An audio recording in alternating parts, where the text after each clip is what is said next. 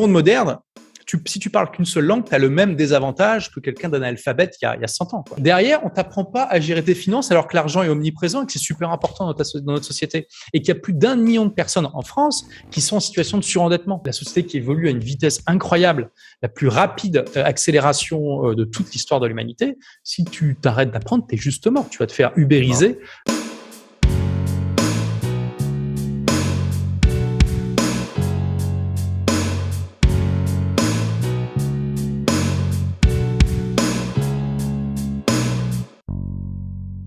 Yo, quelle belle journée pour être en vie. Je suis extrêmement content de te retrouver aujourd'hui pour un podcast avec un entrepreneur de légende. Je sais pas s'il va être d'accord avec moi, mais c'est vraiment l'entrepreneur qui a formé la majorité des entrepreneurs en ligne. C'est un peu l'entrepreneur préféré de ton entrepreneur préféré en ligne.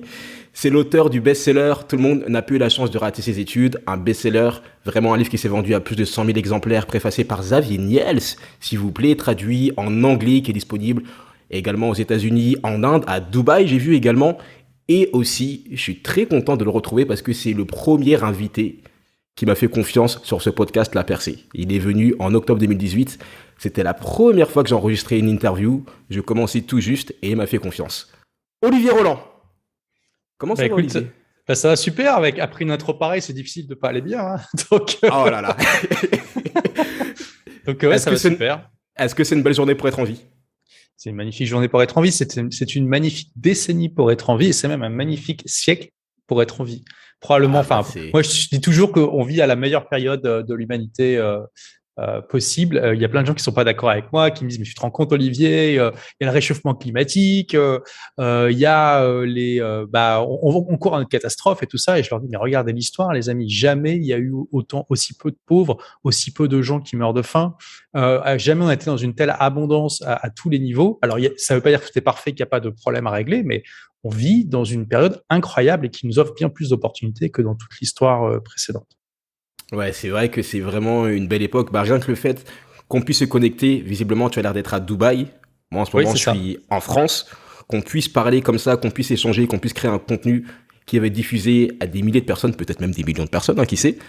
C'est incroyable. Des milliards, soyons. Des milliards, même des trilliards, au bout d'un moment. Dans la galaxie, bah oui, voilà. Peut-être que cette interview sera écoutée dans 1000 ans, on ne sait pas. Peut-être, mais tu sais que c'est vraiment pour ça que je crée du contenu. C'est pour ça que j'aime autant la littérature, lire des livres, regarder des films, parce que ce sont vraiment des choses qui te survivent, littéralement. Mm-hmm. Non, c'est vrai. Tu vois, et c'est vrai que voilà, c'est juste un... Et puis en plus, on fait tout ça avec un coût qui est extrêmement faible. Imagine le coût que ça aurait été déjà pour se faire une interview en vidéo il y a 30 ans. Laisse tomber, il fallait le camion satellite Canal+ garé à côté de chez toi. Hein. Donc, t'imagines le coût. Et même juste un appel téléphonique entre Dubaï et la France, ça aurait coûté, je sais pas, des centaines, des milliers d'euros. Donc, c'est juste extraordinaire.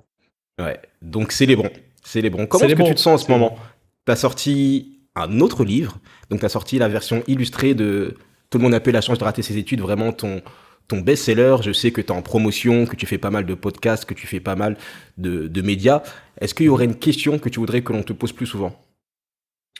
Tu veux dire en général dans les interviews ? Ouais. Écoute, c'est une très bonne question. Laisse-moi infuser un peu cette question et j'y répondrai à la fin. Comme ça, en plus, ça donne une motivation aux gens pour rester jusqu'au bout. Très bien. Oh là là, le teasing, c'est très bien. Très bien. En parlant d'infusion, je vais prendre mon thé, tiens.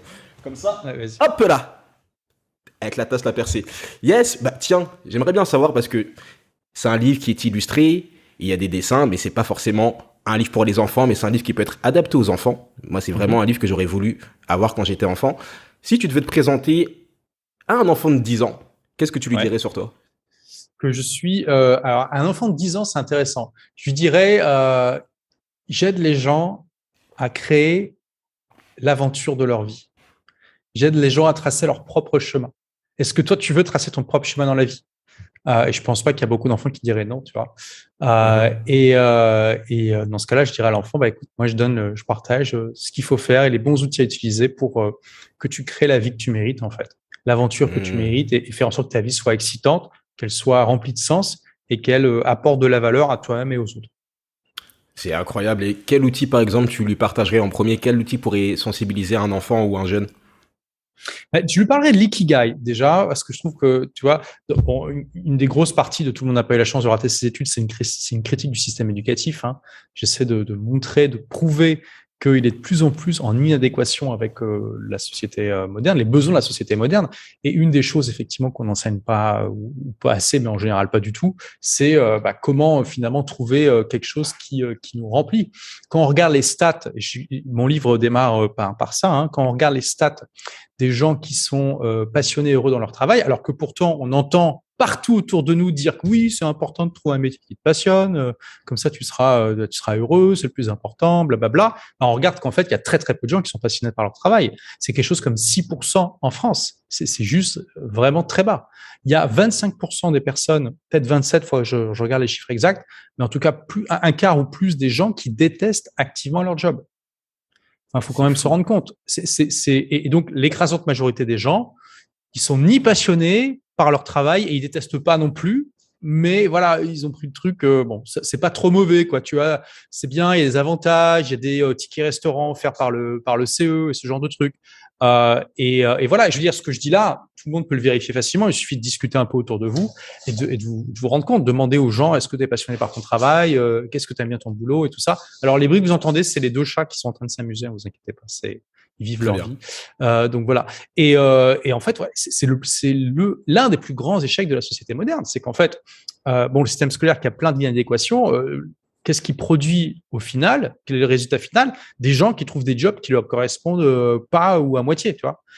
Et donc, ça serait le premier outil que je donnerais comme ça à un enfant de 10 ans, et peut-être qu'il faudrait l'adapter un petit peu, tu sais, pour le rendre plus accessible aux plus jeunes, c'est l'ikigai. Donc, qu'est-ce que c'est que l'ikigai? C'est un concept japonais qui peut se traduire par raison d'être, hein, on pourrait traduire comme ça, et qui se trouve au carrefour de 4 choses. Donc, tu as quelque chose qui te passionne. D'accord. Donc, pour trouver ta raison d'être, tu dois trouver quelque chose qui, 1, te passionne, 2, dans lequel tu es compétent. Bien sûr, une compétence, ça se développe. 3, qui a un potentiel économique pour que tu puisses en vivre. Et 4, qui est ta mission de vie, c'est-à-dire que c'est la valeur que tu veux apporter au monde. Bon, un enfant de 10 ans à qui tu donnes ça, il va pas forcément trouver son ikigai immédiatement. Hein. Bien sûr que non. Ouais. D'ailleurs, tu donnes ça à n'importe qui, n'importe quel âge, il va pas forcément trouver son ikigai immédiatement. Mais c'est important quand même. Je pense qu'on peut donner à un enfant de 10 ans un concept comme ça. En essayant peut-être de le simplifier un petit peu, mais tu vois, en disant ça, c'est l'idéal. Tu vois, il faut essayer de trouver quelque chose qui corresponde à ça, et tu as le temps encore, tu as plusieurs années avant de trouver ça, mais ça serait intéressant que tu commences à réfléchir à tout ça, toi. Qu'est-ce qui t'intéresse dans la vie, dans quoi tu veux devenir bon, dans quoi tu voudrais gagner de l'argent, et puis qu'est-ce que tu veux apporter comme changement au monde. Et bien sûr, un enfant de 10 ans, il va te dire des tas de trucs qui vont changer après. Moi, on a tous voulu, je sais pas moi, être astronaute, pilote d'avion, ce genre de trucs. Mais voilà, c'est intéressant en tout cas de planter la graine pour la laisser infuser comme du thé, finalement, dans l'esprit, et puis voir ce que ça donne. Ça va aider la personne à avoir ça en moteur de recherche en permanence, et puis à essayer de trouver des choses qui vont dans ce sens-là. Je rajouterais quelque chose à l'ikigai d'ailleurs, parce que en discutant avec des gens, je me suis rendu compte qu'il manquait quand même des dimensions, notamment une dimension d'équilibre temporel, parce que tu peux être passionné par quelque chose, mais être passionné juste 10 ou 15 heures par semaine, par exemple. Admettons que tu adores le surf, tu vas peut-être adorer surfer 10 ou 15 heures par semaine. Par contre, si tu deviens prof de surf et que tu te mets à faire 30 heures de surf par semaine, tu vas te tirer une balle, parce que il n'y aura pas assez d'équilibre, tu vois. Donc, j'ajouterai cette 5e dimension à l'ikigai 2.0, qui est la notion d'équilibre de vie. Tu peux avoir trop de bonnes choses, en fait. Donc, il faut faire attention à ça aussi. Mais voilà, tu vois, en tout cas, partager ce genre de choses, et puis lui apporter aussi à cet enfant, lui dire immédiatement ce dans quoi l'école va être mauvaise. En fait, il faut bien qu'il ait conscience de ça. Il y a plein d'éléments dans lesquels le système éducatif, non seulement français, mais francophone en général et occidental encore plus généralement, est très mauvais. L'exemple le plus criant en France, c'est l'enseignement des langues. Tout le monde est bien d'accord pour dire que c'est super important de parler une langue étrangère. Quand on regarde, encore une fois, il faut toujours regarder les résultats. Qu'est-ce que ça sort au final, ce système? Le pourcentage de Français qui déclarent pouvoir parler dans une langue étrangère, c'est 19%. C'est quand même extrêmement mauvais. C'est une catastrophe. C'est juste calamiteux, en fait. Faut bien s'en rendre compte. Donc, on part quand même de gens qui sont en moyenne restés, qui ont appris pendant peut-être 10 ans une langue. à raison de plus de 100 heures de cours par semaine. Donc, on est à plus de 1000 heures. Normalement, c'est largement suffisant pour être bilingue dans l'anglais, dans les langues proches du français comme l'anglais, l'espagnol, même l'allemand, qui est un peu plus éloigné. Et dans les faits, il y a plein de gens, tout ça leur a servi à rien du tout, quoi. Et c'est juste une calamité. Donc, faut bien, je dirais ça à cet enfant de 10 ans, en disant, du coup, tu sais, voilà, l'école t'apporte plein de choses. On ne faut pas non plus jeter le bébé avec l'eau du bain, mais il y a des choses dans lesquelles elle est pas bonne. Il y a par exemple l'enseignement des langues, et l'enseignement des langues, tu peux pas attendre que l'école se réforme, tu seras déjà à la retraite quand elle sera réformée. Donc, il faut que tu contournes par toi-même ces limites du système éducatif, parce que c'est super important de parler anglais aujourd'hui. Et voilà, si moi je serais le père, par exemple, je dirais, moi je vais t'aider, on va voir ensemble. Donc comment je ferais concrètement? Je prendrais des cours avec un prof natif sur Italki. Tu sais, Italki, c'est un site qui te permet de trouver des profs natifs, des vrais anglophones ou hispanophones ou ce que tu veux. Je lui trouverai des applications gamifiées pour pratiquer la langue régulièrement. Je le mettrai devant des films avec des sous-titres, etc., etc.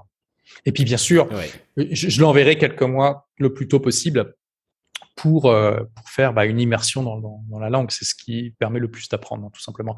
Et idéalement, et ça c'est ce que je recommande à tous les parents, je l'aurais mis dans une école bilingue dès la maternelle, parce que c'est ça le plus beau cadeau que tu puisses faire à tes enfants. Tu vois, moi j'ai un ami que tu connais normalement, qui s'appelle Michael Ferrari, qui est comme moi un dinosaure du web des infopreneurs, et aujourd'hui il vit à Lisbonne.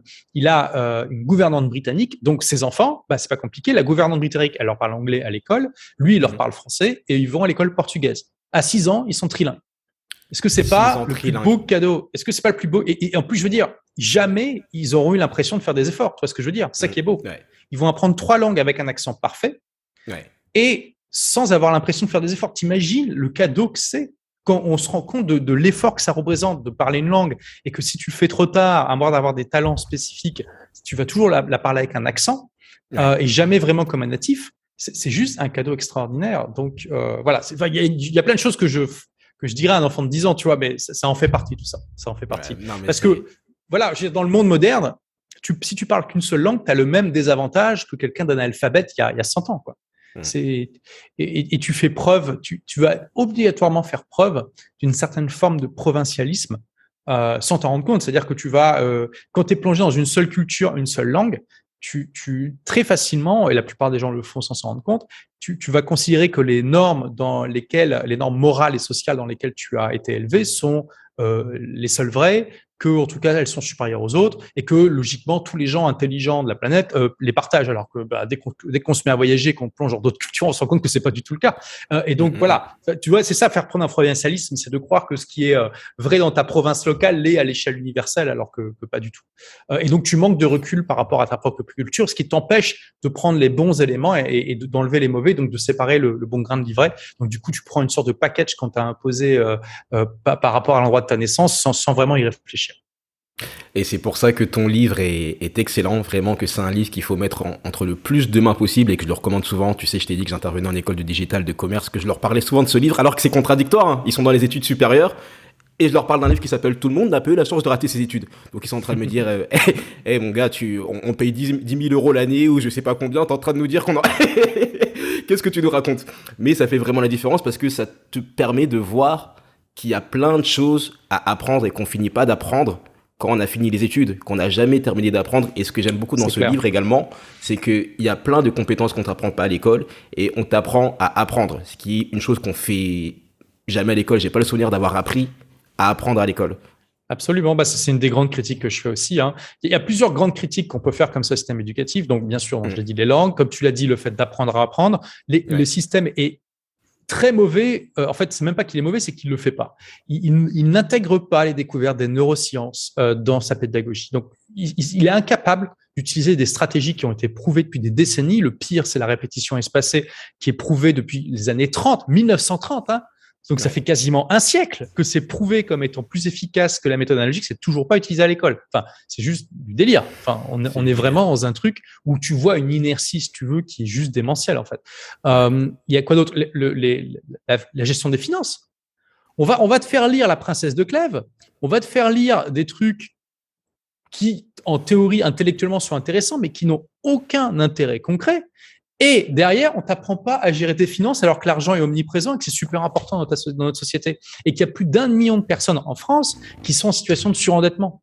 Enfin, je veux dire, c'est juste hallucinant. Enfin, voilà, ça, c'est les points principaux. Il y en a d'autres que je partage dans le livre. Et c'est sur ce genre de choses qu'il faut contourner les limites du système, déjà en avoir conscience, les contourner en apprenant par soi-même. Parce que si tu attends que l'école se réforme, tu seras à la retraite ou pire, quand ça sera mis en place. Et de toute façon, on le voit bien, l'école a une inertie tellement énorme que le temps qu'elle mette en place des retraites, il y aura d'autres trucs qui sont arrivés, elle aura un train de retard dans tous les cas. 1 ou 2 ou 3 ou 4, tu vois. Donc, c'est vraiment important d'avoir cette agilité, de prendre en partie la responsabilité de son éducation. Et aussi, un gros reproche que je fais, tu l'as mentionné, c'est que il y a trop de gens qui obtiennent leur diplôme, qui quittent le système et qui ont l'impression, souvent inconsciemment, qu'ils n'auront plus jamais besoin d'apprendre. Quelle grave erreur. Enfin, c'était déjà une grosse erreur il y a 50 ans, mais alors aujourd'hui, avec tout ce qui évolue, enfin, la société qui évolue à une vitesse incroyable, la plus rapide accélération de toute l'histoire de l'humanité, si tu t'arrêtes d'apprendre, t'es juste mort. Tu vas te faire ubériser. Ton job, quand il va se faire ubériser ou disrupté par l'intelligence artificielle ou autre chose, tu vas te retrouver sur le carreau, quoi. Et tu vas pas le voir venir, hein. Tu vas te réveiller un matin et ton job n'existera plus. Et voilà, tu auras trop joué à la PlayStation, tu auras trop regardé Netflix, ça va pas pardonner au XXIe siècle. Si tu es pas vigilant, que tu n'es pas toujours en train d'apprendre pour essayer d'anticiper les changements, ça va te rattraper, c'est sûr. Clairement. Bah tiens, je suis curieux. Imaginons, si tu devenais ministre de l'Éducation, tu avais une place dans le gouvernement, quelle évolution tu apporterais au système? Quelle serait par exemple la première mesure, la première réforme que tu mettrais en place? Je ferai enseigner toutes les matières toutes les choses dont je t'ai parlé.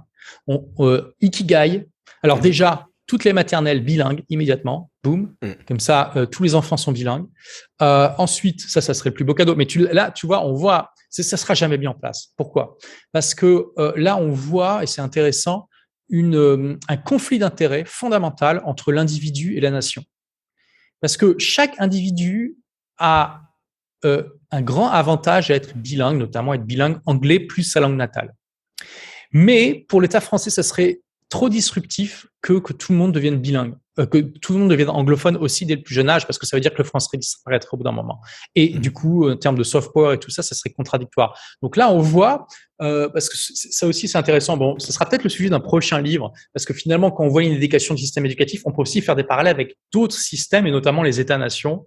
Mais bon, je vais pas rentrer trop dans le détail, mais là, on dit souvent, oui, il faut aligner les intérêts du collectif, individuel avec ceux du collectif. Là, on voit qu'il y a des intérêts qui sont parfois divergents et pas facilement réconciliables.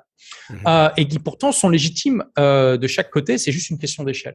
Mais bon, voilà, je ferai ça, en tout cas, si j'avais le pouvoir de le faire.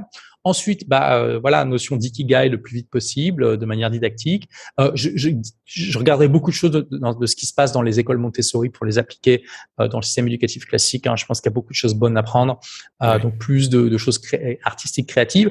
Donc voilà, apprentissage des finances personnelles, apprendre à apprendre, et aussi bien comprendre, mettre moins l'emphase sur l'apprentissage par cœur parce que ça a de moins en moins d'importance. Aujourd'hui, le téléphone qu'on a dans notre poche, il a bien plus de mémoire que tout ce qu'on pourra jamais faire. Après, ça ne veut pas dire qu'il faut rien apprendre du tout. Bon, déjà, c'est clair que l'école, déjà, je trouve, fait quand même, pour dire quand même que je dis pas qu'il faut tout est acheté dans le système éducatif. L'école fait quand même un bon travail, je trouve, pour enseigner les bases qui sont lire, écrire, compter. Sans ça, aujourd'hui, tu fais rien.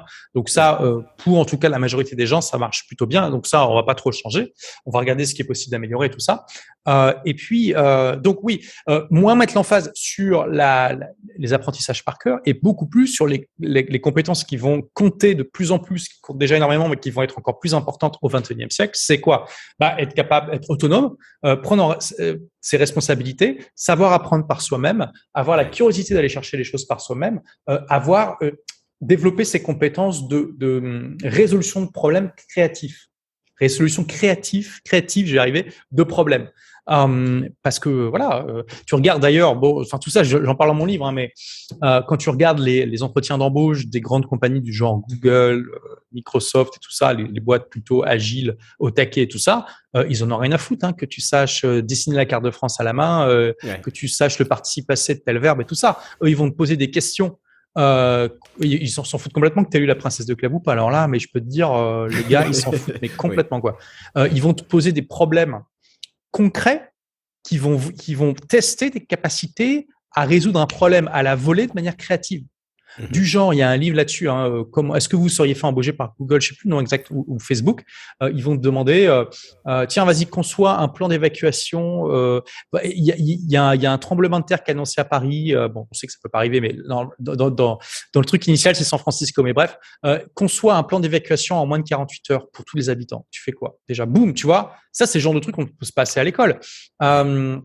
Ils te disent, tu as été rapetissé t'as la taille d'une pièce de monnaie et tu es dans un mixeur et les pales vont bientôt démarrer. Comment tu fais pour t'en sortir, tu vois, ce genre de choses qui, certes, certains de ces problèmes demandent une compétence, des connaissances, mais surtout, c'est ce qui va intéresser ces gens-là, c'est comment tu vas utiliser ces compétences, ces connaissances-là pour trouver une solution à des problèmes. Parce que c'est ça, les vraies compétences qu'on recherche, en fait. On s'en fout d'un gars qui est une encyclopédie vivante et qui récite des trucs. De toute façon, Google fait bien mieux que lui.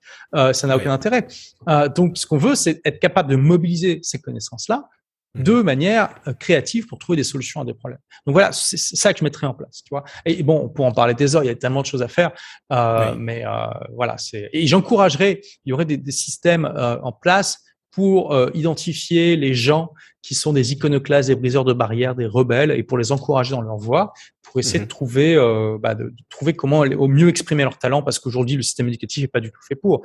Il a été conçu à la fin du 19e siècle, et à la base, c'était pour faire des bons employés, des bons ouvriers, des bons soldats, pour avoir des gens productifs dans une économie industrielle. Et aujourd'hui, bien sûr, ça évolue depuis, mais il y a énormément ça reste toujours au cœur de la philosophie de l'école, et ça se retrouve dans plein de choses, et c'est en grande partie pour ça que je trouve que le système éducatif n'a pas su s'adapter, devient de plus en plus obsolète. Il devient complètement obsolète, et tu sais, quand j'étais enfant, je faisais déjà du journaling. Donc là, tu vois, pour ceux qui regardent mon petit journal Moleskine, à l'époque, j'écrivais déjà des choses, ma vision. J'avais peut-être 7 ans, j'ai commencé à faire ça à 7 ans. Je disais oui, je vais faire de la musique, je vais faire ci, je vais faire ça. Et malheureusement, ma mère était tombée dessus. Elle avait lu, tu veux faire de la musique, mais la musique, c'est pas un travail, etc. Et elle en avait parlé à mes professeurs, enfin à ma maîtresse.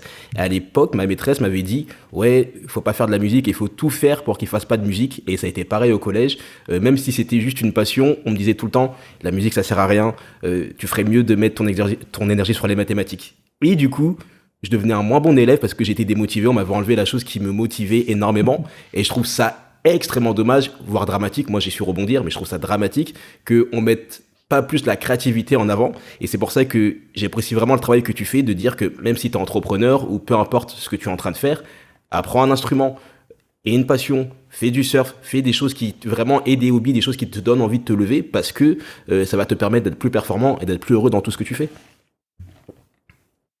Absolument, je suis d'accord. Ouais.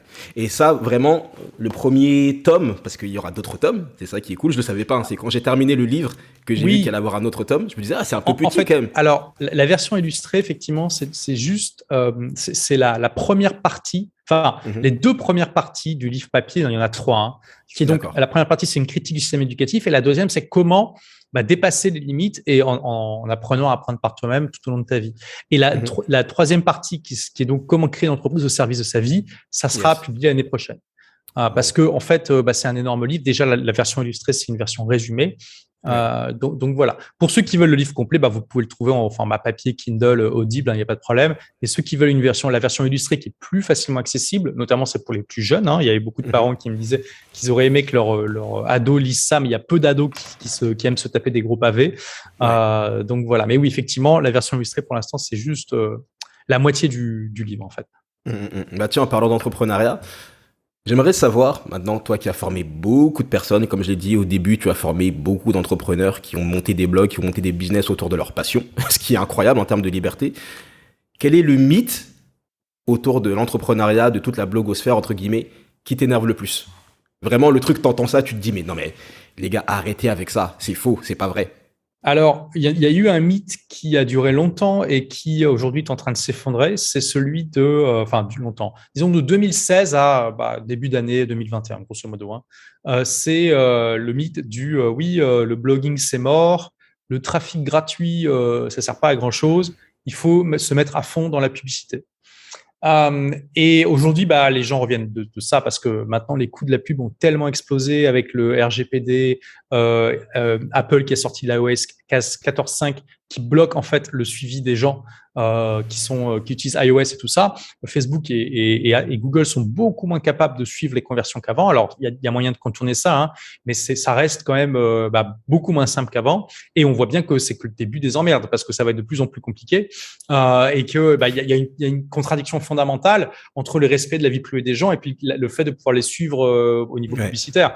Donc, on verra que si il y a quelqu'un qui va trouver une solution pour réconcilier les deux. Il y avait Google qui proposait de faire dans Chrome, de faire des cohortes, c'est-à-dire plutôt de suivre quelqu'un en particulier. Ils vont identifier, sans que ça sorte de ton navigateur, dans quel type de personne tu es et te connecter à une cohorte de gens comme toi, où donc tout va être agrégé. Et donc, ce sera des trucs collectifs. Peut-être que c'est une solution, on verra bien. Mais en tout cas, on voit bien que les coûts de la publicité explosent. En plus, il y a de plus en plus d'acteurs qui se mettent à la pub, à payer de la pub, je veux dire. Hein. Donc, forcément, il y a une compétition. Et il y a de plus en plus de gens qui utilisent AdBlock aussi. Donc, tout ça, ça fait que ça devient… Alors, ça reste quand même intéressant, la pub. Moi-même, j'utilise, hein, mais j'ai jamais utilisé de manière principale. Et on voit bien que les gens qui disaient il y a pas si longtemps, oui, la pub, c'est génial, il faut investir à fond et tout ça, ils sont bien emmerdés. Si c'est leur seule source ou leur principale source de trafic, de lead, de vente, ils se rendent compte aujourd'hui qu'ils sont extrêmement dépendants d'un écosystème qui n'a pas forcément des bases très saines et qui peut vraiment avoir des évolutions qui vont pas dans le bon sens du jour au lendemain. En tout cas, moi ce que je dis et ce que j'ai toujours dit, c'est que le trafic gratuit, il a toujours existé, il va exister toujours. Il y aura toujours des gens qui vont utiliser des moteurs de recherche. Ça sera peut-être pas Google dans 30 ans, je pense pas, mais bon, mais ils utiliseront des moteurs de recherche, au moins des moteurs de recherche.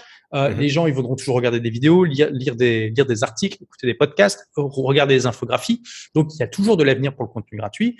Et le contenu gratuit, ça permet, quand c'est bien fait, d'avoir plus facilement un business au service de sa vie, parce qu'à chaque fois que tu crées un article, une vidéo, un podcast, tu crées un clone de toi-même qui va travailler gratuitement 24 heures sur 24, 7 jours sur 7 pour toi dans les années à venir. Et ça, c'est juste extraordinaire. Tu crées une armée de clones qui bossent pour toi gratos. Et ça a une inertie qui a ses inconvénients, parce qu'évidemment, le gros problème du trafic gratuit, c'est que c'est long avant que ça amène des résultats. Ça, c'est évident, et c'est pour ça qu'il y a une barrière à l'entrée quand même. Mais le gros avantage de cette inertie, c'est que ça marche aussi dans l'autre sens. C'est que ça peut pas s'effondrer du jour au lendemain, en fait. Alors oui, il y a des changements d'algorithme dans Google qui parfois font chuter le trafic de manière importante, mais si tu as bien créé un écosystème, moi ce que je recommande, c'est de mettre le blog au centre de son écosystème, mais aussi d'avoir la chaîne YouTube et puis tout le reste, eh bien tu as une vraie résilience que tu n'as pas si tu dépends d'une seule source de trafic. Et les gros changements d'algorithme de Google, en général, ils n'affectent pas ceux qui respectent les règles du jeu, qui font pas ce qu'on appelle le black hat, qui en gros d'essayer de tricher pour faire croire à Google que ton source est plus important que ce qu'il l'est. Si tu respectes les trucs de base, c'est rare d'avoir des grosses chutes de trafic. Tu veux dire divisé par 10, ça arrive quasiment jamais. Hein. Ça peut arriver de voir son trafic divisé par 2 en quelques mois, mais tu le vois quand même arriver. Et en général, c'est pas la fin du monde. Il y a moyen de le faire reprendre. Là, le premier blog que j'ai créé, TechnoSmart, je l'ai laissé en ligne pour montrer aux gens ce qu'il faut pas faire, parce que j'ai fait à peu près toutes les erreurs possibles et imaginables. Ça fait 12 ans qu'il n'y a pas eu un seul article de publié dessus. Il reçoit entre 1000 et 2000 visites par mois. Ok. Au bout de 12 ans. Et quelle erreur tu as effectuée sur ce blog? J'ai tout, les titres, il n'y avait pas de démarche d'identification de l'avatar, je savais pas comment j'allais le monétiser et tout ça. C'était un secteur très concurrentiel, l'informatique, qui en plus est rapidement obsolète. Donc il y avait plein de choses qui étaient pas bonnes. Mais voilà, donc ce serait ça, ce mythe-là de dire que le trafic gratuit est plus viable et que les blogs sont obsolètes. À chaque fois que quelqu'un me dit les blogs sont obsolètes, je leur dis mais attends, t'as arrêté d'utiliser Google? Là, ils me disent non, pourquoi? Je dis mais tu te rends compte que 2/3 du trafic d'un blog en général, voire plus, ça vient de Google quand même. Donc tant que les gens utiliseront Google, alors oui, beaucoup de gens préfèrent regarder des vidéos que lire, mais ça arrive à tout le monde de lire, tu vois. Puis bien sûr la chaîne YouTube c'est aussi important, etc. Mais finalement, c'est quoi le méta?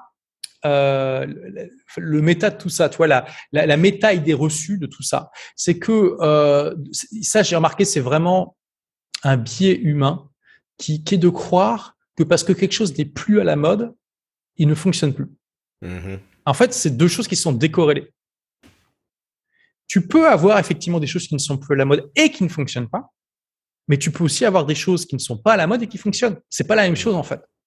Et les gens confondent les deux. Ils ont vraiment un biais psychologique.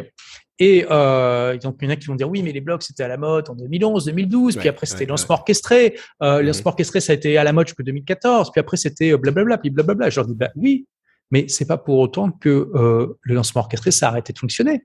Ouais. C'est pas pour autant que tu vas pas faire de vente. Ben non. Et donc, et ça, il y a vraiment une grosse difficulté là-dessus, mais c'est lié à quoi? C'est lié au syndrome de l'objet brillant. Les anglo-saxons appellent ça le shiny object syndrome, tu vois, et qui est en fait, c'est un biais humain qui est de toujours courir après la nouveauté, en fait.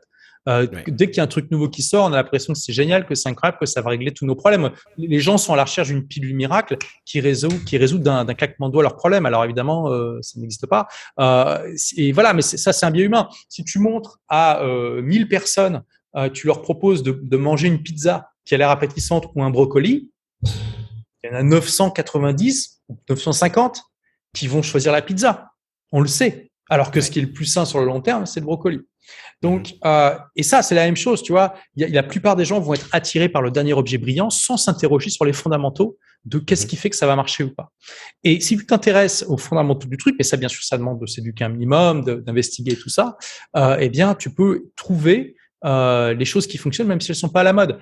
Tu vois, je démarre mon livre, est-ce que je l'ai ici? Attends, par une citation. Par une citation donc très intéressante de Emerson qui dit « Quant aux méthodes, il peut y en avoir des millions et davantage, mais les principes sont peu nombreux. L'homme qui comprend les principes peut sélectionner avec succès ses propres méthodes. L'homme qui essaie les méthodes en ignorant les principes est sûr de rencontrer des problèmes. » Et ça, tu vois, c'est cette idée de comprendre les principes avant de choisir les méthodes. C'est un principe en tant que tel déjà, tu vois. Et ben, ça va t'éviter de tomber trop dans ce syndrome de l'objet brillant et toujours courir après la dernière nouveauté. Quand tu comprends les principes, tu es capable de choisir tes méthodes en t'appuyant sur des raisonnements solides plutôt que de dire c'est à la mode ou pas, tu vois, ce qui n'a rien à voir. Ouais, c'est ça, c'est vraiment de rester sur des principes qui sont intemporels, d'une certaine manière, d'avoir des fondations. C'est ce que tu veux dire? Oui, c'est ça. Il faut comprendre les principes fondateurs qui font que des stratégies vont fonctionner ou pas. Tu vois, bon, ça fait déjà depuis peut-être 2008 que tous les ans, tu as quelqu'un, parfois une célébrité, qui dit « l'email, c'est mort ». Ouais. Mark Zuckerberg, en 2011, il avait dit « Hey, maintenant qu'il y a Messenger dans Facebook, c'est bon, l'email, c'est mort ». Bah, tu parles. Voilà, et on voit bien que tous les ans, ça continue très bien l'email. Merci beaucoup. Il y a beaucoup plus d'utilisateurs d'email que d'utilisateurs de Facebook. Tout à fait. Il y a à peu près 2 fois plus d'utilisateurs d'email que d'utilisateurs de Facebook. On connaît tous quelqu'un qui n'a pas de compte Facebook. Est-ce que tu connais quelqu'un qui n'a pas d'adresse email? Non. C'est chaud, tu vois. Donc voilà, un autre exemple à une moindre échelle, bien sûr. Depuis les lancements, ça arrivait en France vers 2010. Moi, j'ai fait le premier fin 2009. Donc les lancements orchestrés. Tous les ans, depuis 2011, tu as quelqu'un qui dit les lancements, c'est mort. Et pendant ce temps-là, mais oui, quelle audace. Pendant ce temps-là, tu as des gens qui font des millions d'euros chaque année avec. Non, mais il faut se rendre compte de ça quand même. Ouais. Et tu as des gens qui sont persuadés, y compris des top infopreneurs, qui sont persuadés que les lancements, ça marche pas. Et quand je leur demande, mais tu as déjà testé? Ils me disent non, ça sert à rien, ça marche pas. Je me dis, mais tu te rends compte que c'est un raisonnement récursif quand même. Tu dis que ça marche pas alors que t'as pas testé, tu testes pas parce que ça marche pas. Donc il y a un problème. Et en fait, c'est pas compliqué. Il suffit de regarder tous les infopreneurs dans le domaine de l'entrepreneuriat, du marketing en ligne, qui font plus d'1 million d'euros par an. Il y en a quasiment aucun qui n'utilise pas le lancement. C'est clair. Donc tu vois bien que voilà, c'est déjà voilà, c'est la preuve par A plus B, si tu veux. Et puis après, on pourra en parler pendant longtemps, tu vois. Mais voilà. Par exemple, quels sont les principes fondamentaux qui font qu'un lancement, ça fonctionne? Ça s'appuie sur des leviers psychologiques humains qui sont universels, qui étaient exactement les mêmes il y a 5000 ans et qui seront toujours les mêmes jusqu'à ce qu'on fusionne avec les robots et qu'on change carrément ce que c'est que d'être un être humain. Donc, on sait que ça fonctionnera. Peut-être que ça prendra des formes. Ça fonctionnera dans 100 ans, dans 200 ans, tant qu'on restera humain. C'est pas un problème. Donc, quand tu comprends ça, tu sais que les lancements ont un avenir incroyable et qu'on n'est qu'au début. Bien sûr que la forme dans laquelle ça peut être fait, le lancement va peut-être changer, c'est évident, mais les fondamentaux vont rester les mêmes. Et ça, c'est juste extraordinaire. Donc, c'est ça aussi, tu vois, il faut s'attacher à comprendre ce qui fonctionne de manière universelle et sur le long terme, plutôt que sur les petites tactiques qui seront dépassées dans 6 mois. Exactement. Et justement, Olivier, il y a quelqu'un qui apprécie ton travail depuis pas mal d'années. Romain Limois, qui est l'hôte du podcast Stratège, justement un podcast qui partage que des principes intemporels pour aider les entrepreneurs à augmenter leur chiffre d'affaires, qui a tenu à te poser une question. Je vais te la partager. Vas-y. Tout de suite. Et je m'appelle Romain Limois, je suis coach business et je suis content de pouvoir te poser une question. Alors voilà la question que j'ai envie de te poser. Quel est ton processus de prise de décision ? J'imagine que tu as plein de décisions à prendre, surtout pour ton business. Et du coup, comment tu fais pour prendre des décisions et pour faire le bon choix ? Merci pour tout ce que tu fais, merci pour tout ton contenu. Tu as été une inspiration énorme pour moi. Je te souhaite un très bon podcast avec Toi. Yes, merci Romain. Oui, merci. Écoute, très bonne question. J'essaie vraiment de me faire guider par le 20-80, donc le principe de Pareto. Quand je regarde ma liste de tâches ou que je suis en train de réfléchir à ce à ce que je veux faire dans les 3 à 5 prochaines années, je suis toujours en train de me dire, OK, parmi tout ça, quels sont les 20% qui vont amener 80% de résultats ? Et j'essaie de me focaliser dessus à fond. Voilà. Ça, c'est un principe général, on va dire. Après, je veux dire, voilà, je suis pas non plus super humain. Des fois, je me réveille le matin, j'ai pas l'énergie. Je regarde ma liste de tâches, je suis pas en mode comme ça. Je fais bon, alors c'est quoi le truc le plus facile que je peux faire right now pour me réveiller un peu, tu vois ? Donc, Ouais. donc voilà, je veux dire, juste pour dire, ça c'est, on a le principe général. Après, tu fais ce que tu peux, quoi, tu vois.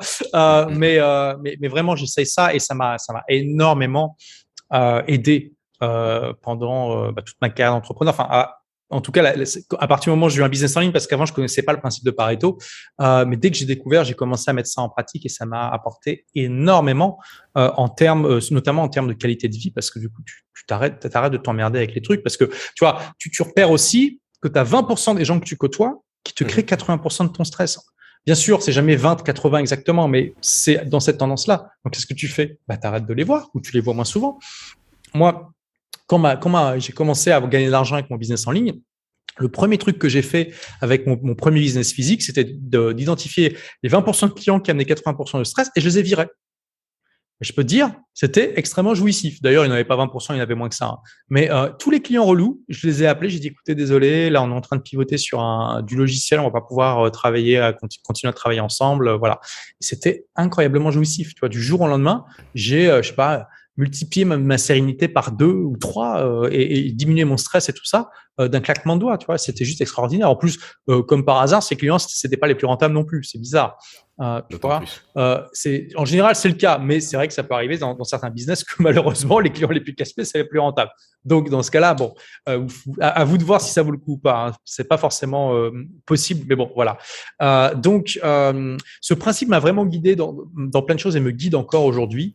Et voilà. Et j'ai rajouté récemment une nouvelle dimension. Enfin, je l'ai toujours eu, mais disons que je mets plus le focus là-dessus aujourd'hui, qui est enfin, non, c'est vrai que ça va dépendre quand même dans quelles circonstances. Mais l'année dernière, donc il y a à peu près un an, j'étais dans un stade où je me disais bon. Voilà, je gagne bien plus d'argent que je peux en dépenser, plus que dans mes rêves les plus fous. Je voyage 6 mois par an. Bon, du coup, un peu moins quand même l'année dernière, en 2020, c'était un peu moins. Mais voilà, en grosso modo, ça fait 10 ans que je voyage 6 mois par an. J'inspire des milliers de personnes. Et j'ai réalisé mon rêve d'être un auteur de best-seller et tout ça. Et donc, je me suis dit, c'est génial, mais c'est quoi la suite, quoi. Et c'était une situation dans laquelle je m'étais aussi retrouvé en 2012 quand j'ai eu l'idée d'écrire le bouquin. Ouais. Et donc, là, à l'époque, écrire le bouquin, ça m'a sauvé, entre guillemets, parce que ça m'a redonné le feu sacré, parce que je me suis dit, ça va être ma manière de m'accomplir, d'atteindre les 2 derniers niveaux de la pyramide de Maslow, de me réaliser tout en apportant un maximum de valeur au monde. Et là, je me suis dit, je l'ai déjà fait. Du coup, je me suis dit, comment je peux retrouver le feu sacré ? Parce que le feu sacré, je l'ai eu plusieurs fois dans ma vie. Je l'ai eu quand j'ai créé ma première boîte à 19 ans. Je l'ai eu quand j'ai créé mon deuxième business Internet. Je l'ai eu quand j'ai écrit mon bouquin. Et là, je cherchais une nouvelle manière d'avoir le feu sacré. Et je me suis dit, bon, est-ce que j'écris un bouquin ? Ça m'excite plus autant, forcément, tu vois. Oui, ça m'intéresserait de réécrire un best-seller, mais ça m'excite plus autant. Et donc, finalement, là, aujourd'hui, j'essaie vraiment de trouver de me connecter à une mission et de trouver des choses qui me donnent le feu sacré.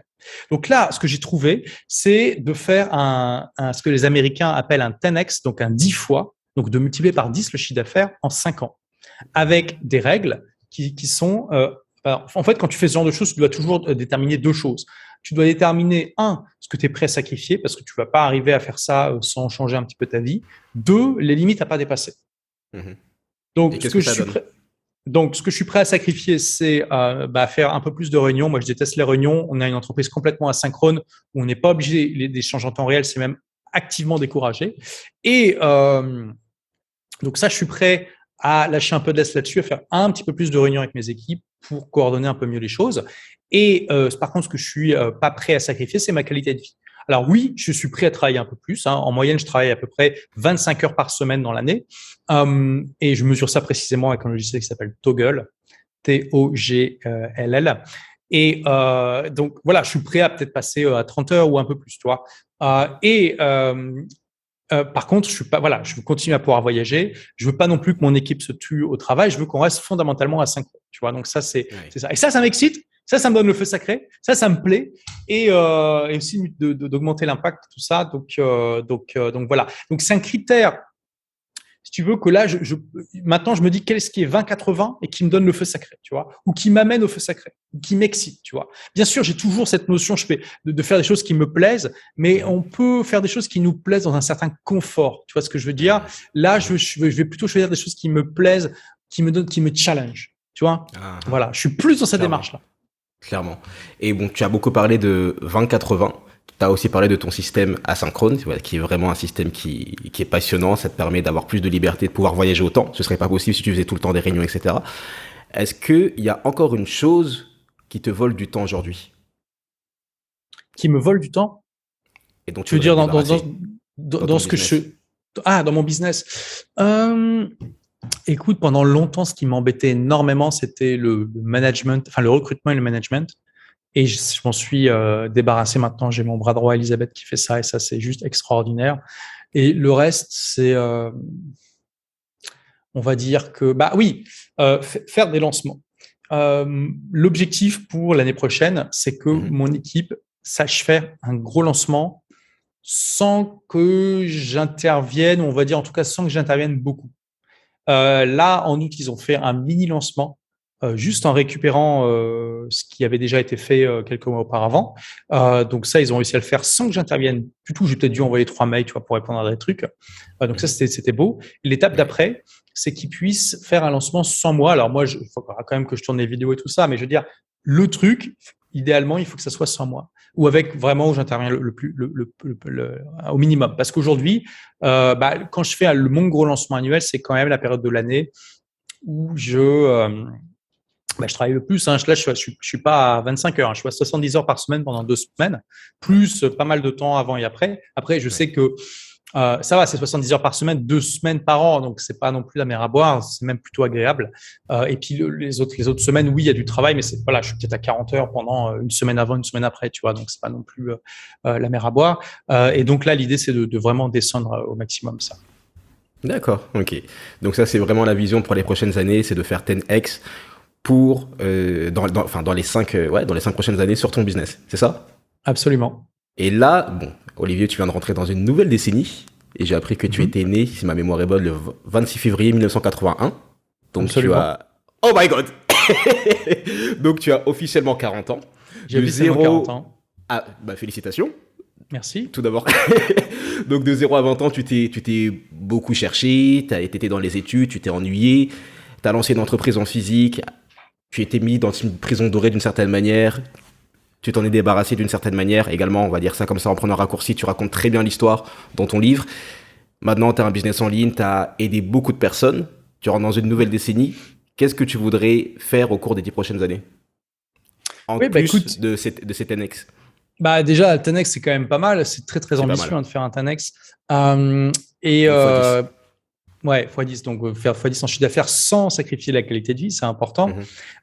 J'aimerais devenir, vraiment là, quelque chose sur lequel je me focalise, c'est de monter mes compétences en investissement.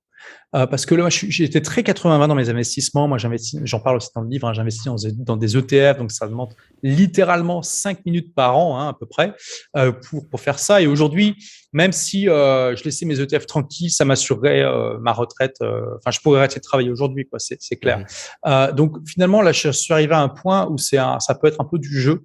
Mes investissements, et je peux prendre un peu plus de risques, en fait. J'ai lu récemment le livre Le Signe Noir, hein, The Black Swan, je crois que c'est Taleb qui s'appelle, hein, l'auteur. Ouais. Taleb, ouais. Moi, avant, j'étais un grand fan de Warren Buffett, et je suis toujours un grand fan de Warren Buffett d'ailleurs, et donc de l'approche 80-20 de l'investissement en bourse avec les ETF et tout ça. Mais Caleb, c'est Caleb, hein, ou Taleb. À chaque fois, c'est Taleb. Taleb, c'est avec un T. Ouais. Taleb, il apporte quelque chose de très intéressant dans Le Signe Noir. Il dit, ça fait sens de prendre des risques asymétriques, c'est-à-dire des risques où si vous gagnez gros, mais si vous perdez pas grand-chose. Et ça fait tellement sens. Et il a écrit ce livre en 2008. Hein. Et on se dit, moi, tout de suite, quand j'ai vu ça, je me dis, putain, les cryptos, quoi. C'est évident. Quel est le risque? Si je mets de l'argent que je peux perdre dans les cryptos, c'est pas grave, je peux le perdre, toi, cet argent. Même si je mets 10% de mes investissements dans les cryptos, c'est pas grave, ça va pas changer ma vie fondamentalement. Tu vois, j'ai déjà de quoi vivre tranquille jusqu'à la fin de mes jours. Par contre, si ça gagne énormément, tu vois. Et il y a plein d'autres choses comme ça où tu peux appliquer ce raisonnement. Et donc là, je vais mettre peut-être 15-20% de mes investissements dans des trucs plus risqués, mais où je vais essayer d'avoir ce genre de pari asymétrique. Et tu vois, ce qui est intéressant, c'est que finalement, moi, je suis quelqu'un de très curieux et je vois beaucoup de tendances avant qu'elles arrivent. Et par exemple, j'ai miné 2 bitcoins en 2013 avec mon GPU, parce qu'à l'époque, mon GPU, c'est ma carte graphique, parce qu'à l'époque, tu pouvais encore faire ça. Je me dis, tu vois, j'étais suffisamment curieux et intéressé par les choses pour en 2013 déjà identifier le Bitcoin comme un truc intéressant, mais sans plus, tu vois, j'ai pas poussé plus loin parce que voilà, moi j'étais plus intéressé par le challenge technique déjà parce que je suis un geek à la base, hein, de miner un truc comme ça, une crypto-monnaie sur mon ordi, et je pensais à l'époque, d'ailleurs c'est marrant, j'ai investi 1 000 € dans les cryptos en 2013. Mais j'ai pas acheté de Bitcoin parce que je pensais que le prix était déjà trop haut. Donc, tu vois, c'est rigolo. Mais j'ai acheté des Litecoins, tu vois, qui est la version light de Bitcoins. Bon, ça n'a pas fait la même plus-value, mais quand même, c'est une belle plus-value. Et je me dis finalement, je sais que finalement, j'arrive à repérer des choses. Tu vois, je me suis mis, je fais partie des tout premiers infopreneurs en France. Je fais partie des tout premiers qui ont fait, même du premier, je crois, qui ont fait un lancement orchestré en France. Non, il y avait peut-être Christian Godefroy avant moi. Enfin bon, en tout cas, je fais partie des 2-3 premiers, tu vois. Et donc je me dis, bon, j'ai cette capacité à repérer des trucs avant la plupart des gens. Peut-être que je peux l'utiliser pour être un meilleur investisseur. Parce que pareil, si j'avais investi dans ces technologies que tout le monde utilise au quotidien à l'époque, en 2009, 2010 et tout ça, plutôt que de passer dans les ETF, aujourd'hui, j'aurais bien plus de patrimoine. Après, soyons très clairs, le patrimoine en tant que tel, je m'en fous, mais parce que de toute façon, je suis minimaliste, je vis largement en dessous de mes moyens, je préfère m'acheter des expériences plutôt que des objets. Mais voilà, en tant qu'entrepreneur et tout ça, l'argent, c'est comme un score dans un jeu vidéo. C'est ça qui te permet de voir à quel point tu es performant. Tu vois, c'est ça aussi qui est beau dans le métier d'entrepreneur, c'est que tu peux pas te cacher, tu peux pas te faire croire que tu es bon alors que tu l'es pas. Tu le vois immédiatement dans les résultats, en fait. C'est ça qui est beau. Tu es toujours confronté à la réalité du terrain. Donc, d'essayer d'utiliser ces compétences que j'ai, mais de manière plus affirmée, en essayant de faire des bons investissements. Aussi d'écrire un 2e best-seller, ça serait bien. Et puis de me faire ma place en anglais. Voilà, puisque le livre est sorti en anglais aussi sous le nom de The Way of the Intelligent Rebel. Ouais, voilà. C'est super et j'aime beaucoup cette dimension au passage international que tu prends. J'ai vu ton interview avec Robert Greene, j'étais hyper content, c'est vraiment un auteur qui m'a énormément inspiré à des moments cruciaux. Voilà, son livre Excellence notamment, plus que les 48 lois du pouvoir d'ailleurs, son livre vraiment Excellence en tant que performeur, ça m'a vraiment aidé à améliorer mon éthique de travail. Et te voir interviewer ce genre de personnes, bien avant te voir interviewer Tim Ferriss, l'auteur de La Semaine de 4 heures, c'est vraiment des choses qui sont top et j'espère que tu vas continuer à interviewer encore plus de personnes. Déjà en francophonie, préface par Xavier Niels, c'est super. Il y a 3 ans qu'on avait fait le podcast, tu m'avais parlé que tu aimerais avoir une préface par Tim Ferriss et j'espère que ça arrivera pour le 2e livre, c'est enregistré pour la postérité. Olivier, tu as parlé beaucoup de voyages, du fait que tu préférais collectionner des expériences plutôt que de collectionner des choses, d'une certaine manière. Je suis très intéressé par le nomade digital. Enfin, je suis nomade digital depuis quelques années également. Il y a beaucoup d'auditeurs de la percée qui le sont. Quelles seraient les 3 règles fondamentales pour être un bon nomade digital et pour avoir une qualité de vie optimale, selon toi? Alors, j'aime pas trop la notion de bon nomade digital. Je pense que justement, l'intérêt d'être nomade digital, c'est d'être libre de créer la vie qu'on veut. Donc, on va dire les 3 règles pour maximiser son bonheur en tant que nomade digital. On va plutôt dire ça comme ça. On va dire ça comme ça. Déjà, donc, de prendre conscience que en tant que nomade digital, tu as une liberté qui est juste extraordinaire et que 99% de la population n'a pas, un petit peu moins maintenant peut-être, en tout cas une très très grande majorité de gens n'ont pas, et que donc c'est un privilège, une chance, et qu'il faut savoir avoir la gratitude pour ça, mais aussi respecter la chose, c'est-à-dire de pouvoir en tirer parti. Et deuxièmement, il y a tellement de gens qui sont monopays. C'est-à-dire qu'ils font tout dans un seul pays. Ils naissent dans un pays, bon ça comme tout le monde, ils sont éduqués dans un pays, dans le même pays, ils parlent la langue du pays, ils travaillent dans ce pays-là, ils ont tous leurs investissements dans ce pays-là, ils vont prendre leur retraite dans ce pays-là, ils vont mourir dans ce pays-là. Et quand tu fais ça, je rejoins mon propos tout à l'heure avec le fait de parler qu'une seule langue, même si tu parles une autre langue, mais que tu es monopays, tu vas faire preuve de provincialisme, même sans le vouloir. Tu vas faire preuve de provincialisme. Tu vas limiter ton horizon intellectuel, mais aussi ton horizon de praticité, c'est-à-dire d'action pratique que tu peux mettre en place. Et quand tu es un nomade digital, c'est important de passer d'une culture de monopays à une culture de multipays, en fait. Alors, la plupart du temps, ça se passe naturellement, mais j'encourage quand même tous les auditeurs qui sont dans ce cas-là, qui sont des nomades digitaux, qui veulent l'être, à peut-être essayer d'être de manière plus systématique, d'essayer d'être multipays. Qu'est-ce que je veux dire par là?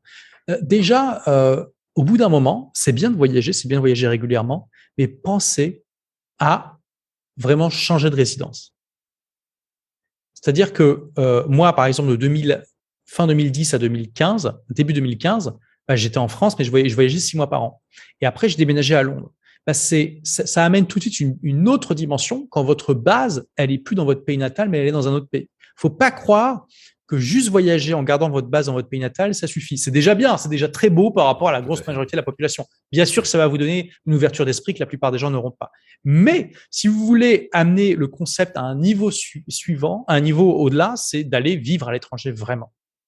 De mettre votre base ailleurs et de prendre votre pays natal comme une des destinations dans lesquelles vous allez régulièrement. Et ça shift le mindset beaucoup. Ça vous rend plus global, ça vous rend beaucoup plus un citoyen du monde encore. Parce que voyager 6 mois par an, c'est déjà extraordinaire, la plupart des gens ne peuvent pas le faire, mais quand tu gardes ta base dans ton pays natal, il y a toujours un truc, tu vois, tu es toujours en partie aveugle à certaines choses de ta culture et il y a trop de choses que tu prends pour acquises en fait.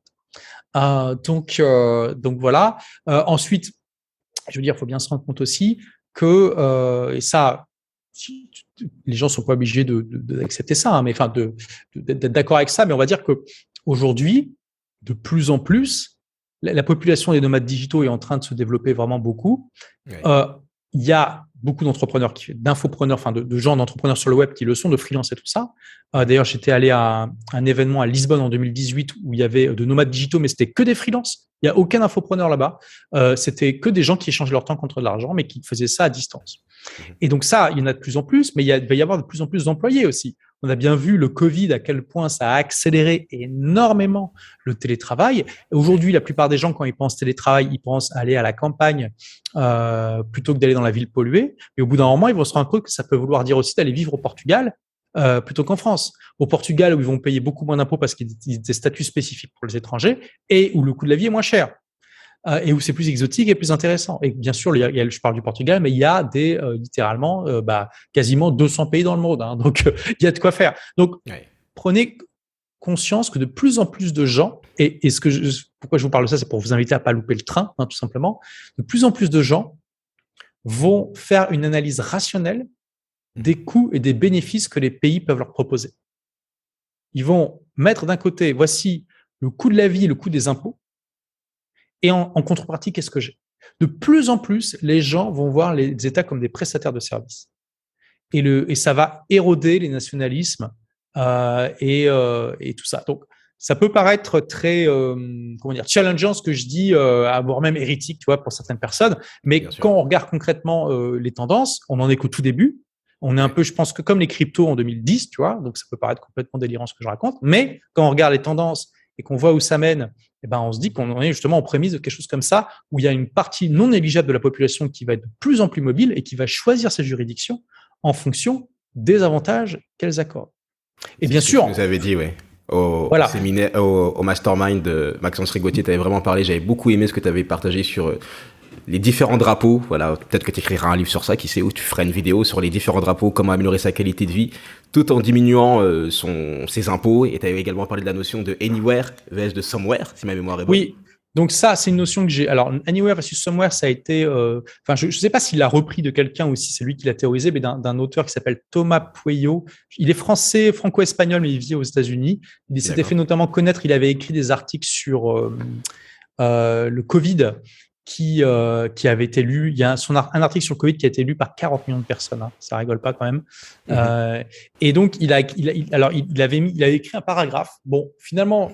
Ça, je le savais déjà, mais disons qu'en tout cas, quand je l'ai lu, je me dis, lui, il a bien compris de la différence. Tu vois, il y a les gens qui sont les somewhere et il y a les gens qui sont les anywhere. Les somewhere, c'est traditionnellement tous les êtres humains jusqu'à récemment. Hein. Les somewhere, c'est les gens qui sont attachés à un lieu. Et les anywhere, ils se foutent vraiment un peu de savoir où ils sont en fait. Ce qui leur importe, c'est juste d'avoir une bonne qualité de vie. Et après, ils vont plus facilement se connecter avec quelqu'un qui est comme eux, qui est à Milan, qui est à Berlin, qui est à Londres, plutôt que leur voisin qui peut-être effectivement vient du même coin, mais qui ne partage pas du tout les mêmes valeurs. Et on voit de plus en plus, même si ça reste encore une toute petite minorité de la population, mais tu vois, les nomades digitaux sont des anywhere en général. Et moi, je suis un anywhere. Tu vois, aujourd'hui, je vis à Dubaï. Avant, j'étais à Londres. Peut-être que dans 2 ans, j'irai à Lisbonne ou ailleurs, j'en sais rien. Et je me vois très bien. Et d'ailleurs, j'ai découvert récemment Istanbul. Je suis tombé amoureux d'Istanbul. C'est génial, cette ville. C'est incroyable. Je me vois très bien vivre à Istanbul 2 ou 3 ans. Aucun problème, tu vois. Donc, tu vois, il y a de plus en plus cette notion-là que on n'est plus limité à un pays et que on peut aller choisir l'endroit qui nous plaît n'importe où en fait. Et il y a de plus en plus de pays qui accueillent les nomades digitaux. Il y a des visas de nomades digitaux qui sont mis en place, etc., etc. Donc voilà, ce serait le deuxième truc. Donc premier, gratitude. Bien reconnaître la chance qu'on a et que vous êtes créé, hein, bien sûr. Avoir la gratitude et savoir ne pas faire en sorte de la respecter pour pas la gaspiller. 2, essayer de pousser un peu le concept du anywhere par rapport au somewhere, donc de vraiment pousser le concept de plus être monopays, d'être multi-pays. Et donc, ça peut impliquer les 5 drapeaux. C'est pas obligatoire, mais disons que on peut dire que ça peut être une sorte d'idéal aussi. Donc, c'est l'idée de séparer un petit peu tous son patrimoine, ses actifs dans différentes juridictions. Vous pouvez taper les 5 drapeaux ou 6 drapeaux. C'est mieux en anglais, 5 flags, 6 flags. Dans Google, vous allez tomber sur plein de trucs pour vous donner cette dimension internationale, vous protéger vos actifs, etc., etc. Et donc, la troisième chose, c'est de ne pas tomber non plus. C'est important de ne pas aller non plus vivre dans un pays juste pour payer moins d'impôts. Ça n'a aucun intérêt. Il faut bien sûr, l'idée c'est d'améliorer sa qualité de vie aussi et de pas tomber là-dedans. N'allez pas dans un pays que vous détestez juste pour payer moins d'impôts. Ça n'a aucun intérêt. Prenez un package qui vous plaît globalement. Et de toute façon, c'est pas compliqué. La France fait partie du top 3 des pays les plus taxés du monde tous les ans. Donc, en gros, vous lancez une fléchette sur la carte, à moins que ça tombe dans l'océan, vous avez c'est quasiment sûr de tomber dans un pays moins taxé. Donc voilà. Après, il y a des pays où il n'y a pas une grosse différence. L'Italie va être moins taxée que la France, mais bon, vous n'allez peut-être pas revoir une différence dramatique. Hein. Ça reste quand même très taxé. Mais aussi, c'est ça qui est intéressant, il y a de plus en plus de pays qui mettent en place des régimes spéciaux pour attirer les gens comme vous, les nomades digitaux. La Grèce propose une réduction de 50% des impôts pendant 5 ans, je crois. Le Portugal, il y a le fameux statut NHR qui permet de ne pas payer d'impôts pendant 10 ans, ou de payer 20%, un forfait de 20% sur les revenus portugais. On a l'Espagne qui a mis un truc en place similaire. L'Italie aussi, où tu peux payer quelque chose entre 8 et 12% d'impôts seulement. Alors que sinon, l'Italie, c'est un peu comme la France. Hein. Donc, on voit de plus en plus des pays qui se battent pour vous attirer. Donc, prenez conscience de ça aussi pour pas louper le coche. De plus en plus, l'avenir va appartenir au anywhere plutôt que les somewhere. De plus en plus, il y aura des leviers de négociation possibles pour les anywhere par rapport au somewhere, et il y aura des possibilités de vivre une vie extraordinaire pour eux. Donc, faites attention à ça aussi. Faisons attention à ça. J'ai beaucoup aimé ce que tu as dit sur le fait de ne pas être monopays.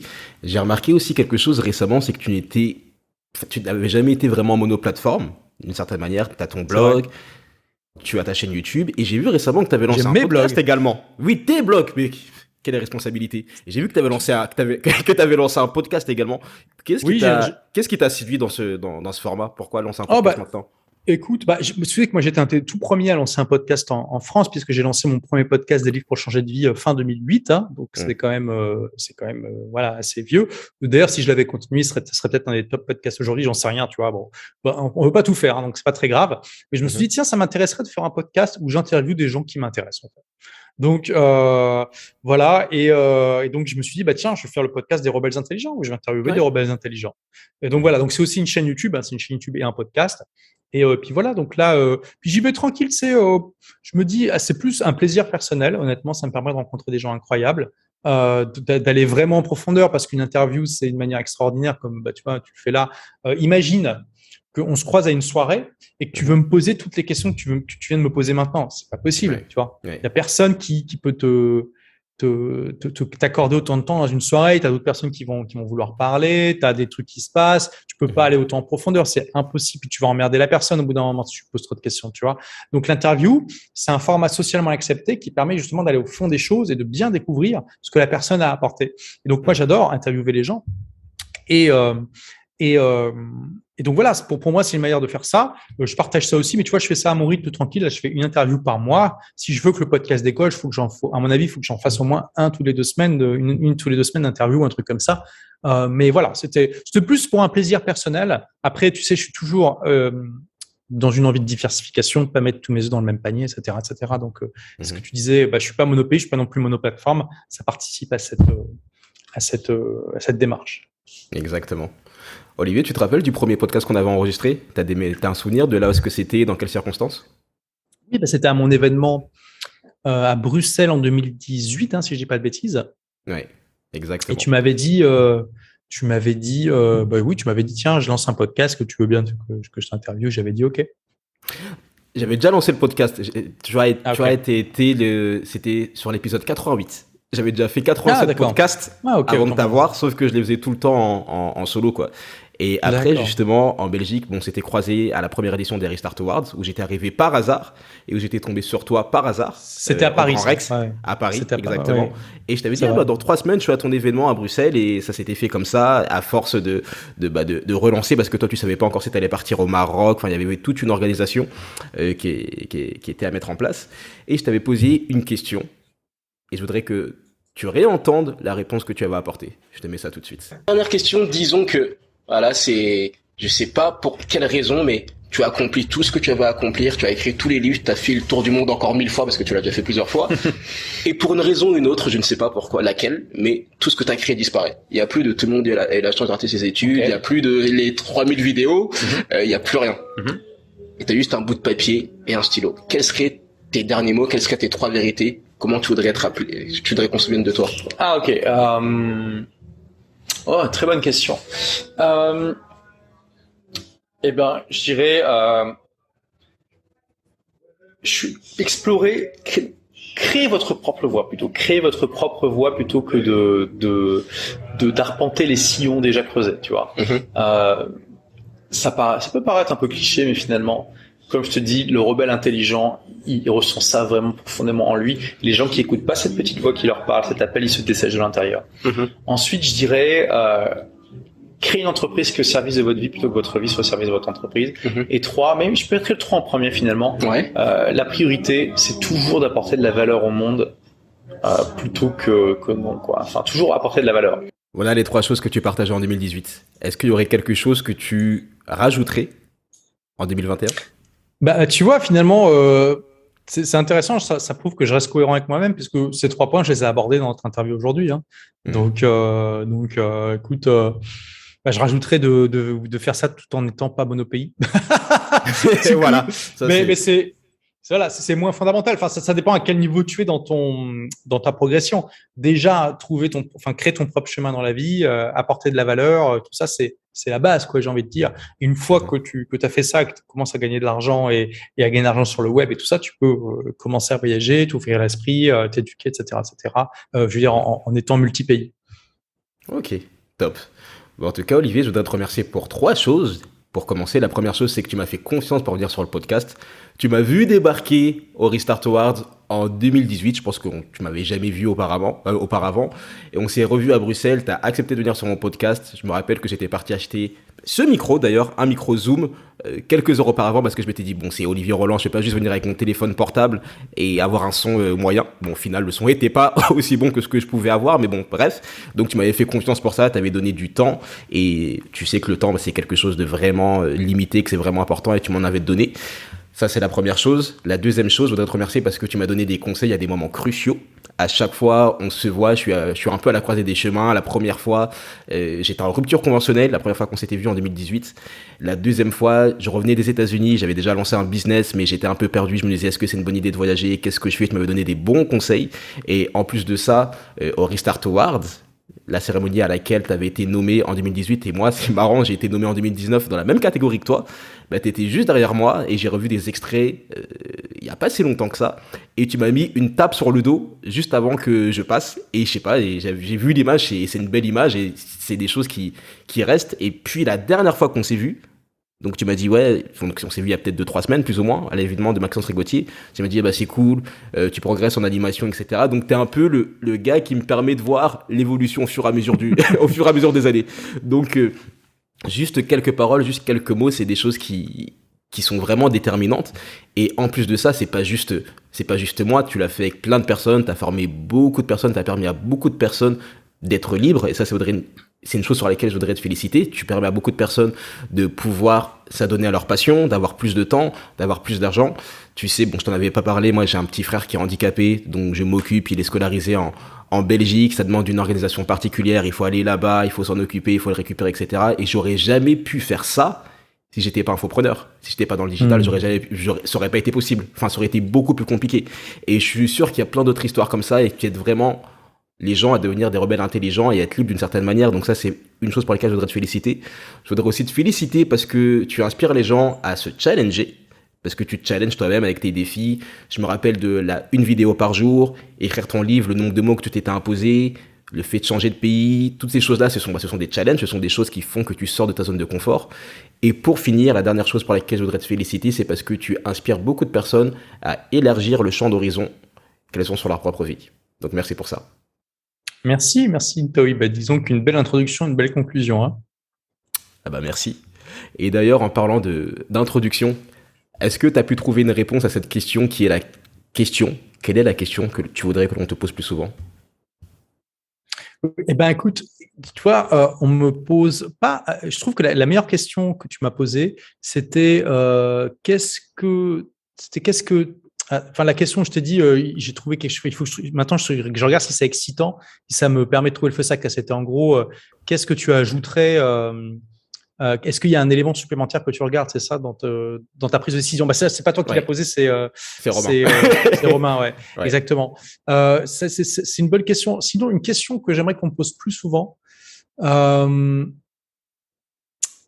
Écoute, c'est quand même une bonne question, mais je vais trouver. Attends. Bon, on fera pour le podcast en 2024, sinon. non, t'inquiète. Ouais, qu'est-ce qui te remplit le plus en ce moment, tu vois? Voilà, je pense que ça, c'est une question intéressante. Il y en a plein d'autres. Hein. Il y a une question que Peter Thiel aime poser et que je trouve intéressante aussi, c'est qu'est-ce que tu crois? Est-ce que tu as une croyance qui n'est pas partagée par la majorité de la population ou qui va à l'encontre de ce que croit la majorité de la population? Bon, on a déjà parlé. J'ai parlé de plusieurs croyances que j'ai qui sont plutôt contradictoires par rapport à ce que les gens pensent, tu vois, comme le monopéisme, on va dire, et ce genre de choses. Donc voilà. Enfin, on peut en trouver plusieurs. Non, bah c'est top. Bah, ça, on en parlera ultérieurement. En tout cas, Olivier, la formation Blogueur Pro, elle est toujours disponible ou pas? Elle tourne toujours? Alors oui, les inscriptions sont pas ouvertes en permanence, hein, mais là c'est prévu pour bientôt.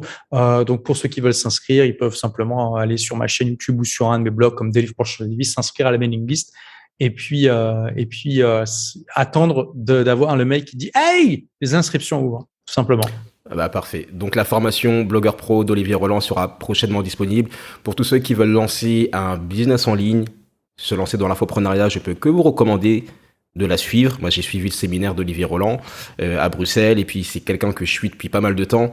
Je vous recommanderais, et ça, je passe beaucoup de temps à le recommander, mais de lire le livre Tout le monde a peu la chance de rater ses études. Si vous n'êtes pas encore très friand de lecture, le livre existe en version audio. Et si vous avez envie, et ça c'est aussi quelque chose que je pourrais vous conseiller, si vous avez envie de travailler votre anglais, franchement, il y a du marché pour tout le monde. Il y a vraiment des solutions pour tout le monde. De lire la version anglophone qui est sortie, vous pouvez trouver sans difficulté sur Amazon ou sur le site d'Olivier, où je vous mettrai un lien en description du podcast. Également, là vous avez vu, le podcasting, c'est peut-être le 222e épisode que j'enregistre, ou je sais plus combien. Si vous voulez lancer un podcast, avoir des conseils, savoir comment faire, et que vous avez besoin d'accompagnement, il me reste toujours des places, donc n'hésitez pas à me contacter. Il y aura les liens dans la description du podcast également. Et puis, je te remercie pour l'écoute que tu as mis, pour le temps que tu as mis dans cet épisode. Tu aurais pu faire plein de choses et là, tu as vraiment fait un très très bon investissement sur toi. Un podcast avec Olivier Roland, c'est vraiment presque comme lire un livre d'une certaine manière. Donc, n'hésite pas, s'il te plaît, à prendre une capture d'écran maintenant de l'épisode, de mentionner Olivier Roland sur Instagram et de me mentionner également pour nous dire si tu es arrivé jusqu'au bout de ce podcast. Moi, je repartagerai, peut-être qu'Olivier repartagera. Comme ça, on pourra voir vraiment qui sont les rebelles intelligents et qui sont les gens qui font les choses. En attendant, très cher auditeur, très chère auditrice, je te souhaite une excellente journée. N'abandonne pas et fais ce que tu as à faire. À plus tard, Olivier. Ciao. Le petit clap. C'est dans la boîte, ça vient d'enregistrer chez toi ? Ouais, c'est bon. Ça vient d'enregistrer. On est bon sur ton horloge ? Parfait. Super. Bon, ça a été, c'était cool. Ouais, nickel.